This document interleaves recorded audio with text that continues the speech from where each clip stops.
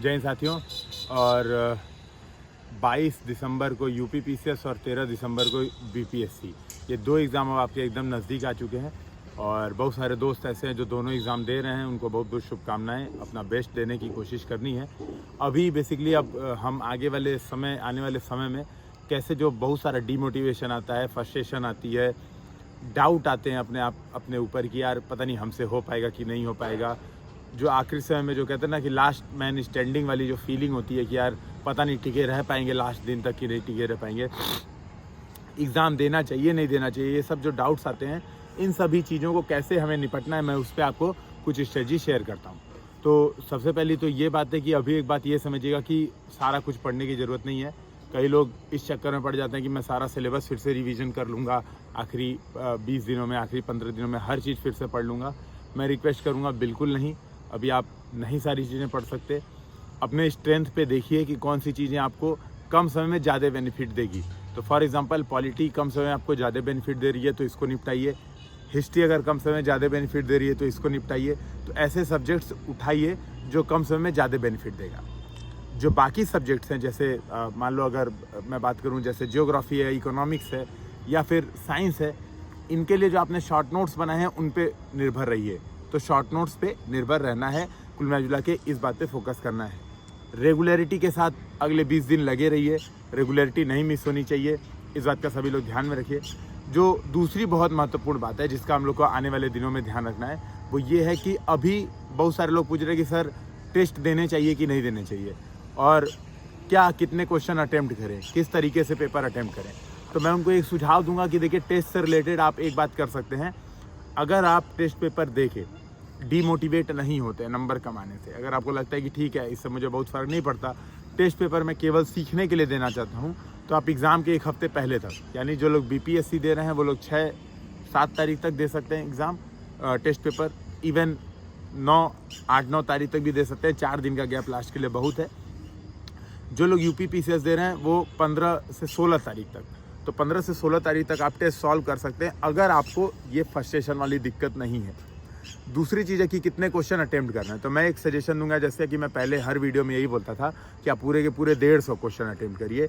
मैं यहाँ पे कहूँगा अगर आपका अब 150 अटेम्प्ट करने में निगेटिव हो रहा है तो अब 5-5 क्वेश्चन कम करके हर टेस्ट में देखिए कि 5 क्वेश्चन 145 अटेम्प्ट करने पर मेरी एक्यूरेसी कितनी बन रही है, 140 अटेम्प्ट करने पर मेरी एक्यूरेसी कितनी बन रही है। तो अब इस बात पे फोकस करिए, हर पेपर में 5-5 कम करके अटेम्प्ट करके देखिए कि क्या आप और पिन पॉइंटेड एक्यूरेसी के साथ प्रश्न कर पा रहे हैं कि नहीं। इससे रिलेटेड जो तीसरी बात है वो ये है, अब कोई नया कंटेंट मटेरियल मत पढ़िएगा। भले से अगर मैं पर्सनली ये सुझाव दूंगा, क्योंकि खुद मैं भी बार बार प्रीलिम्स एग्जाम निकाला हूँ, हर बार मेरा निकलता है, मैं सीरियसली बता रहा हूँ, अगर इस समय कोई ऐसा कंटेंट मटेरियल मार्केट में आता है जिसमें दावा किया जाए कि सारे के सारे क्वेश्चन यहीं से आ जाएंगे, पूरा 150 से 150, मैं फिर भी कहूँगा वो कंटेंट मटेरियल अभी पढ़ने की ज़रूरत नहीं है।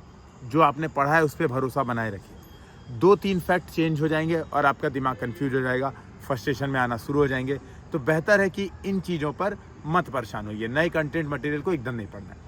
एक और जो बात इसी में ध्यान रखने योग्य क्या होता है, बहुत सारे इंडेक्स होते हैं, बहुत सारे फैक्ट्स होते हैं जो अलग अलग रिसोर्स में अलग अलग देते हैं। जैसे फॉर एग्जांपल मैं एक आपको उदाहरण देता हूँ, जैसे हेनली पासपोर्ट इंडेक्स, तो कहीं पे देगा इंडिया की रैंकिंग 82 है, कहीं पे दे देगा इंडिया की रैंकिंग 83 है, कहीं पे बोल देगा कि इंडिया की रैंकिंग 81 है। बेहतर है इस पर फ्रस्ट्रेट होने, परेशान होने की ज़रूरत नहीं है।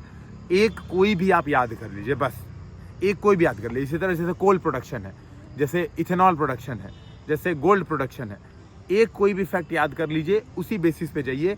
ये फैक्ट क्योंकि हर महीने अपडेट होते रहते हैं। हेनली पासपोर्ट इंडेक्स साल में 2-2, 3-3 बार इसके इंडेक्स आते हैं। गोल्ड का प्रोडक्शन हर महीने भी सांख्यिकी आती है, हर 6 महीने पे भी आती है, हर तिमाही पे भी आता है। तो बहुत सारा इसका डाइवर्सिफिकेशन होता है।